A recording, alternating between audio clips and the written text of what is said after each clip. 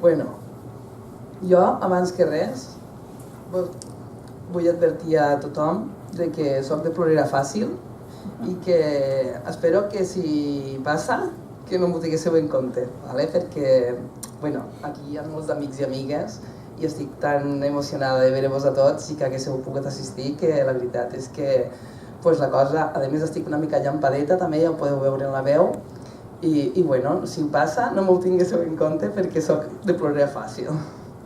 Bueno, senyor Ferran Bel, alcalde de Tortosa, senyor Miquel Àngel Pradilla, director científic d'Ona d'Edicions, senyor Joan Beltrán, Creu de Sant Jordi 2016, senyora Irene Prades, directora de la Biblioteca Mercilio Domingo, excusa la presència de Joan Hilari Muñoz, l'historiador, i de Francesc Paco Sorolla, que no han pogut assistir a aquest acte, però que em consta que tenien moltes ganes de ser-hi.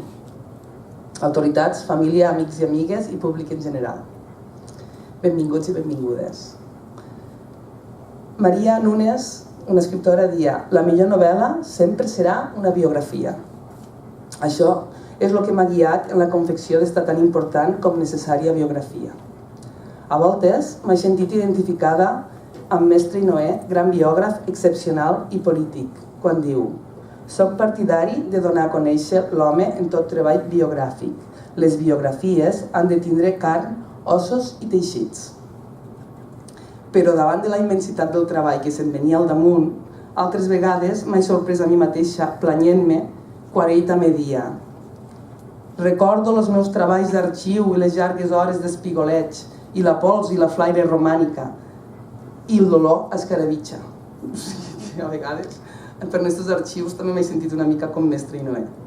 Com aquella llumeta que feia milers d'anys que vivia sense consumir-se en una de les tombes egípcies, Mestre i Noé, incansable, no va defallir i va treballar fins al final per a que aquesta regió se la reconegués en tota la seva riquesa cultural, com a rovell de l'ou dels països catalans. Terra de cruïlla i testimoni viu d'un poble que comparteix llengua, història i tradicions. És extremadament sorprenent com el seu discurs continua sent plenament actual i es pot adaptar perfectament al moment que viu Catalunya. Ell mos diu: «Lo plet regionalista no és modern. Des dels Reis Catòlics a ara són copiosos els memorials de greuges i les protestes que ha dirigit Catalunya als monarques i als seus governs en defensa dels seus furs, privilegis i llibertats. Els arxius estan a desar de documents que ho acrediten. Les aspiracions regionals no han sigut mai altres que les d'acabar amb un centralisme avassallador i fracassat. Si les nacions poden governar-se per elles mateixes i els municipis recobrar sa independència, els problemes actuals se resoldran. Dec fer constar, tot això ho diu Francesc Mestre i Noé, dec fer constar que estaré atent de com aconseguim la llibertat i comencem a caminar sols per primera vegada en segles. La realitat demostrarà després lo inevitable en entregar-nos-la. És una cosa així com el cas dels primers xipollejos del mosso, quan surt de nit. Primer l'espera el pare, després la mare, fins que per fi s'agiten tots i agafa el clauer. Mestre i Noé, ara ja parlo jo, a part de ser un gran clarivident per el que han vist, tenia una gran fe en el futur i creia que s'aboliria finalment aquesta absurda delimitació en províncies creades a meitat del segle XIX per a finalitats obscures i martingales electorals, ja que, segons diu, el poble no les ha assimilat de cap manera. L'ideal catalanista va estar sempre la seva primordial aspiració. Encara que la situació geogràfica de Tortosa no va permetre una actuació catalanista més eficaç, sempre va abrigar l'esperança que l'experiència convenceria a molts dels seus conciutadans de la falsedat del tòpic de la inventada centralització de Barcelona. Va ser un català tan tortosí que entenia que per fer una terra de cruïlla gran i mantenir a un temps les nostres llibertats se necessitava més que partits, més que lluites fratricides que resconduïen una unió en majúscules, tant política entre les esquerres i les dretes com territorial, englobant tota la regió de l'antiga diòcesi de Tortosa i també multidisciplinar en la llengua, economia, història, literatura, etc., fugint de les capelletes de cada un dels sectors. Això ho podem definir en una sola frase: l'aspiració a la unitat dins de la varietat. El tortosí, fills de tortosins, com se defineix en ell mateix Paco Sorolla, ha fet una rica aportació al llibre parlant del vocabulari català de Tortosa. Avui aquí tenim a dos importants representants de l'IEC, com són Miquel Àngel Pradilla i Joan Beltrán, autor del vocabulari de Cruïlla.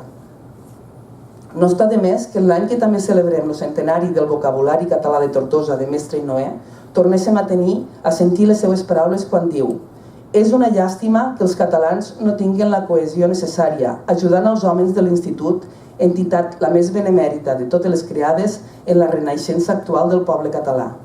Jo uso amb preferència les paraules de soca tortosina, exemptes de tota influència estranya, i és per això que el meu camp d'experimentació filològica lo tinc en les hortes i en les masades, en els barris habitants per famílies de pescadors i mariners, en els carrers costeruts i en els bancs de llocs públics, on hi conversen els vells i els que estan pròxims a ser-ho». En resum, tota una vida dedicada a difondre el catalanisme entre esta àmplia regió, conservant la nostra idiosincràsia amb els nostres propis furs recollits en els col·loquis de l'insigne ciutat de Tortosa. Un ideal al qual va ser-ne fidel tota la vida i així ell mos diu: «Los idealistes volen la perfecció, veuen la realitat, la palpen i és per això que pugnen per un ideal i lluiten per aconseguir-ho. I ho aconsegueixen. Des dels 16 anys he estat polític i l'experiència m'ha ensenyat que lo gran ha estat fet per tots aquells que no han tingut mai una peseta. El meu catalanisme no va néixer d'un discurs, ni d'un míting, ni de la corrent, sinó dels arxius. Estudiant en els llibres i en les pedres vaig forjar el meu esperit, per això potser ha sabut aguantar-se tan ferm». Llegint a Mestre i Noé, te n'adones que res ha canviat des de fa més d'un segle. Tot continua igual. Amb la fallida de l'estat de les autonomies i davant de l'esperança de que el procés d'independència actual que ha endegat Catalunya arribi a bon port, les seues paraules ressonen amb força i remouen consciències adormides. La memòria col·lectiva va ofegar el seu record, primer durant els llargs anys de dictadura, després durant la transició.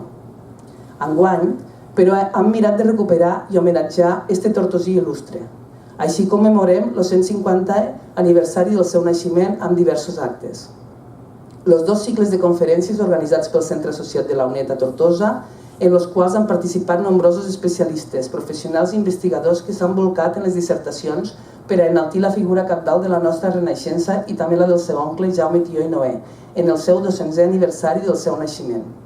Joan Antoni González, Roc Salvador, mossèn Víctor Manuel Cardona, Emeteri Fabregat, Josep Ballarri, Joan Hilari Muñoz, Francesc Sorolla, mossèn Josep Alanyà, Albert Aragonès i jo mateixa. Escrita per mi, també ara es publica per Onada Edicions esta indispensable biografia i anteriorment, per treure'n càrrega i fer-ne un xocotet tast, s'ha publicat un assaig, Francesc Mestre i Noé, l'estímul associatiu ebrenc, 1886-1936. 2 edicions que han comptat amb el suport de l'Ajuntament de Tortosa, Diputació de Tarragona, el Consell Comarcal del Baix Ebre i l'Institut per al Desenvolupament de les Comarques de l'Ebre. Els 2 llibres, a més, tenen riques aportacions de Josep Maria Franquet i Bernes, Emeteri Fabregat, Joan Hilari Muñoz, Francesc Sorolla i Joan Beltrán. Cal expulsar-nos la indiferència a les coses pròpies i homenatjar i conèixer els tortosins i ebrencs il·lustres com Francesc Mestre i Noé, qui, polsant les diverses cordes de la seva cultura polícroma, va convertir-se en el plectre, com digué Pitàgores, de totes les més dolces harmonies de la nostra terra. Esta biografia és un intent d'aconseguir-ho. El meu sogre, Lluís Mestre i Reixac, que va reeditar molta obra de Mestre i Noé en temps difícils, avui estaria content al veure com Tortosa homenatja al seu idolatrat iaio. Ernest, pots estar-ne segur que si mos està veient, ja us ho he dit que me passava, que si mos està veient en este moment, ton pare t'estarà agraït per la feina feta, a la qual ell va dedicar-hi tota la seva vida. Parafrasejant a Lluís Mestre, acabaré dient: «Los ebrencs i ebrenques tenim un deure de conèixer i enaltir la figura de Mestre i Noé. Jo potser soc la que per raons de parentesc més obligada n'estic. Si la biografia que teniu a les mans pot contribuir-hi, me sentiria plenament satisfeta». Moltes gràcies.